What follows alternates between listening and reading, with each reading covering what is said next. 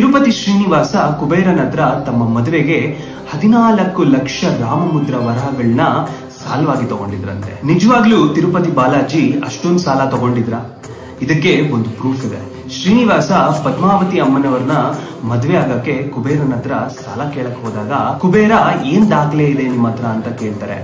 ಆಗ ಶ್ರೀನಿವಾಸ ತಮ್ಮ ಕೈಯಾರೆ ಒಂದು ಪ್ರಾಮಿಸರಿ ನೋಟ್ ಬರ್ತಿರ್ತಾರೆ, ಅಂದ್ರೆ ಒಂದು ಅಗ್ರಿಮೆಂಟ್ ಬರ್ತಿರ್ತಾರೆ.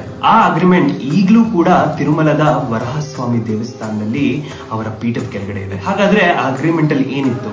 7ನೇ ಶುಕ್ಲ ಪಕ್ಷ ವೈಶಾಖ ಮಾಸ ಕಲಿಯುಗ ಅಂತ ಡೇಟ್ ಮೆನ್ಷನ್ ಆಗಿತ್ತು. ಸಾಲ ತಗೊಂಡಿರೋರು ಶ್ರೀನಿವಾಸ, ಸಾಲ ಕೊಟ್ಟವರು ದಾನೇಶ್ವರ ಅಂದ್ರೆ ಕುಬೇರ ಅಂತ ಅದರಲ್ಲಿ ಮೆನ್ಷನ್ ಆಗಿರುತ್ತೆ. ಇವರಿಬ್ಬರ ಸೈನ್ ಜೊತೆ ಮಹಾದೇವ ಮತ್ತೆ ಬ್ರಹ್ಮನ ಸಿಗ್ನೇಚರ್ ಕೂಡ ಆ ಅಗ್ರಿಮೆಂಟ್ ಅಲ್ಲಿ ಇರುತ್ತೆ ವಿಟ್ನೆಸ್ ಆಗಿ. ಇದು ಇವಾಗ್ಲೂ ಕೂಡ ವರಹಸ್ವಾಮಿ ಪೀಠದಲ್ಲಿ ನಾವು ಕಾಣಬಹುದು. ಈಗ ನಿಮ್ಗೊಂದು ಪ್ರಶ್ನೆ, ಶ್ರೀನಿವಾಸ ಕುಬೇರನ್ಗೆ ಯಾವಾಗ ತಮ್ಮ ಸಾಲ ತೀರಿಸ್ತೀನಿ ಅಂತ ಹೇಳಿದ್ರು? ನಿಮ್ಗೇನಾದ್ರೂ ಗೊತ್ತಿದ್ರೆ ಕಮೆಂಟ್ ಸೆಕ್ಷನ್ ಅಲ್ಲಿ ಹಾಕಿ. ತಿರುಪತಿ